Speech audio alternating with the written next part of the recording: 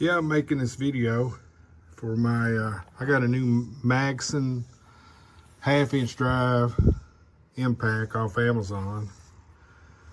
As you can see it. And I've got a Ferris, it's the IS 5100Z, it's got the Caterpillar motor. And when I put my blades on, I torque them at 70 pounds with a snap-on torque wrench.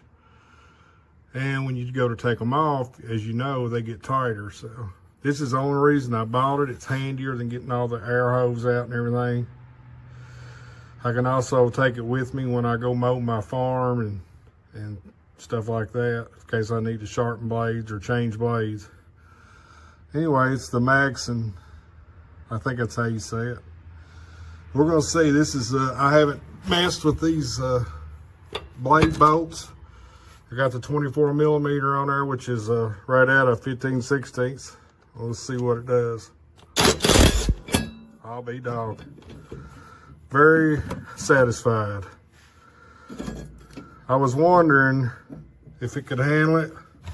Believe me, I never even felt it flinch. So, for the money, so far, that's the first time I've used it. Like I said, I haven't messed with the bolts or anything. I think it's worth the money. I would have dreamed it hammered a while, but it took it right off.